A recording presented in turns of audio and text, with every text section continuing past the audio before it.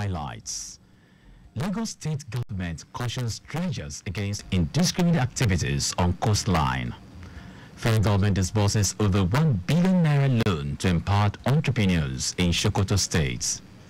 On the foreign scene, members of parliament vote in favor of historic bill to allow assisted dying in England. And in sport, Manchester City's duo of Haaland, Rodri gets 2024 FIFA Best Man Award nomination. Now the details. I am John Omoaka.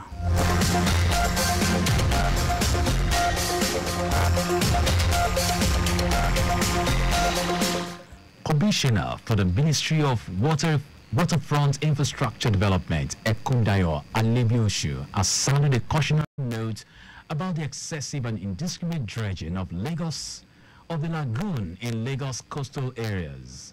Speaking at the ministry's headquarters in Alausa, the commissioner highlighted the dire consequences of unchecked dredging, including the potential depletion of sand reserves in the lagoon.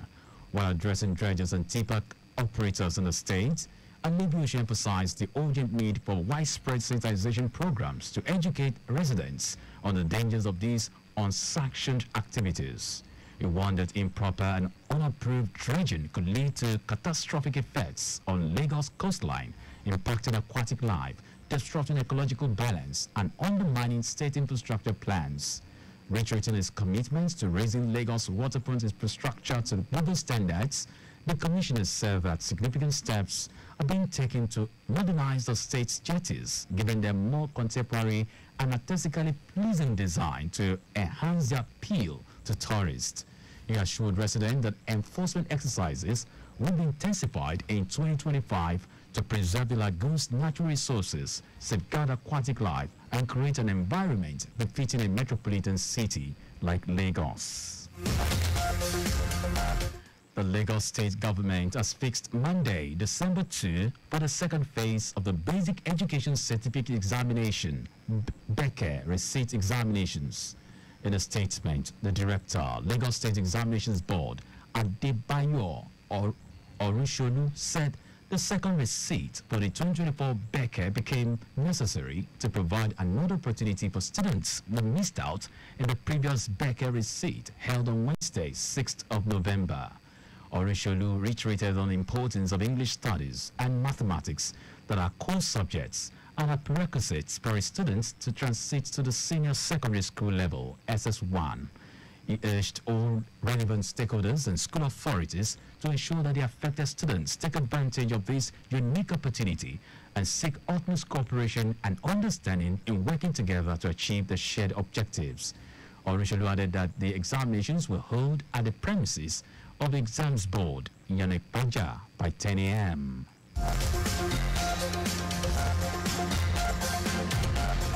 The Lagos State's Domestic and Sexual Violence Agency, DSVA, has organized the fourth program of the 16 Days of Activism Sensitization Program at the Palace of Oba Guda of Ogba, Oba Kim Agbausi. Head of Field Operations at the DSVA, Oluwakemi Bello, provided insight into SGBV issues, addressing questions from community members and enhancing their understanding of the topic. Bello also adorned the Aguda of Ogba with a purple ribbon and a plaque of appreciation for his efforts in combating SGBV. The facilitator from the DSVA's Community Department, Odumbo Adeton, stressed the importance of reporting incidents of violence, stating that everyone has a responsibility to speak up if they witness any form of abuse against children, women, and men in their environs. In his welcome address, Oba Guda of Ogba, Akim Agbausi, emphasized that beating or harming one's wife is an offense punishable by law and stressed the importance of respecting women.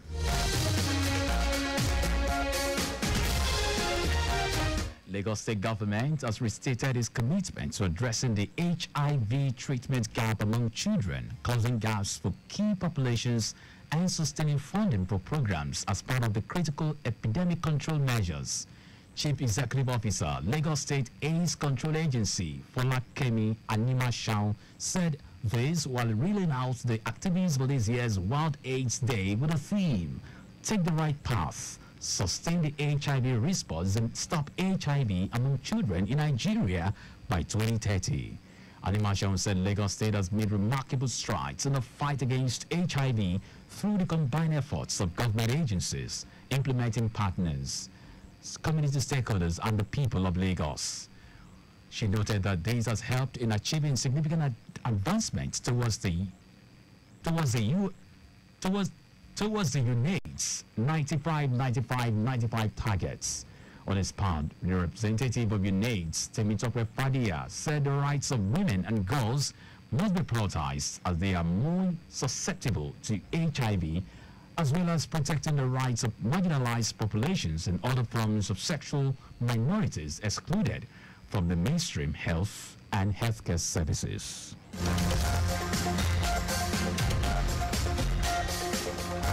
And now to the rest of the stories. The federal government has disbursed over 1.2 billion naira to approximately 2,500 entrepreneurs in Sokoto State as part of nationwide loan schemes introduced by the administration of President Bola Tinubu. The state manager of the Bank of Industry, BOI, for Sokoto and Zamfara states, Abiba Ismaila, said this at a town hall meeting held in Sokoto. Ismaila explained that the federal government, in collaboration with BOI, has introduced various categories of loan schemes aimed at enhancing business opportunities across the nation. She further explained that the first phase of the 200 billion naira intervention amounting to 50 billion naira disbursed as one-off conditional grants was targeted at the nano business segment of the micro, small and medium enterprises, MSMEs. Ismaila stressed the importance of informing the public about these loans, urging potential beneficiaries to be cautious of scammers asking for money in exchange for access to the facility. Osun State government has announced that the implementation of the newly approved minimum wage of 75,554 naira for civil servants will commence on December 1, 2024. The approval follows the successful conclusion of negotiations between the state government and organized labor unions. In addition to the wage increase, the government has also approved an across-the-board addition of 25,000 naira for all pensioners with arrears of minimum wage to be paid alongside November salaries for workers. Speaking at the formal signing of the agreement, Osun's Commissioner for Information and Public Enlightenment, Kolapo Alimi, said the decision underscores Governor Demola Deleke's commitment to fostering a motivated and satisfied workforce. And now to foreign news. Members of Parliament have voted in favor of a historic bill to legalize assisted dying after emotional debate in England and Wales. The historic vote by 330 in favor to 275 against comes after 5 hours of passionate debate during the MPs' shared personal stories, while those against the bill called for better end-of-life care. The bill passing the first stage in Commons means it will be followed by months of parliamentary scrutiny and approval before it becomes law. A campaigner with the group Dignity in Dying, David Pearce, called the vote a victory for common sense and compassion, saying the decision to progress the bill to a third reading shows a huge turnaround since the last vote in 2015. Analysts say this is a huge moment in British social policy. And now sports. Manchester City's Rodri, Erling Haaland are the sole nominees from the Premier League in the Best Male category, Best Male Player category at the 2024 FIFA Best Awards. The pair have been recognized after City became the first team in English top flight history to win 4 leagues titles in a row. Real Madrid and England midfielder Jude Bellingham is one of 11 nominees for the prize, which is dominated by Spain-based players. Lionel Messi, the 2023 winner, is the only player nominated for the award to play outside of Europe. Rodri is a leading contender for the prize, but faces competition from Real Madrid's Vinicius Jr., who finished runner-up to the Spaniard in the voting in October. Bellingham, who finished third in the Ballon d'Or voting, will be hoping to become the first male English player to win the FIFA prize. And that's the news at 9. But just before we go, do not drive without a valid driver's license. You can follow us and like all our various social media platforms. X at Traffic Radio 961, Facebook Lagos Traffic Radio 96.1 FM, Instagram Lagos Traffic Radio 961. Subscribe and watch our news and programs live on YouTube at Traffic Radio 961. You can also visit our website www.trafficradio961.ng. Did you know that the Sanwo-Olu administration launched Lag Ride with 1,000 units of sport utility vehicles? You can get more details on the Lagos State Government website. To end the news, here are the highlights of the major stories.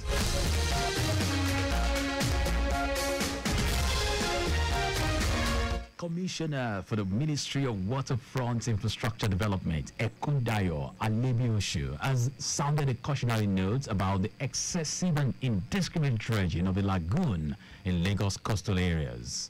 The federal government disbursed over 1.2 billion naira to approximately 2,500 entrepreneurs in Sokoto State as part of nationwide loan schemes introduced by the administration of President Bola Tinubu. We also told you that members of parliament have voted in favor of a historic bill to legalize assisted dying after emotional debate in England and Wales. And in sport, Manchester City's Rodri and Erling Haaland are the sole nominees from the Premier League in the Best Male Player category at the 2024 FIFA Best Awards. For contact with the newsroom, send a message to info@trafficradio961.ng. That ends a news broadcast compiled by Adesuwa Ejoyoka. I am John Omoaka. Thank you very much for listening.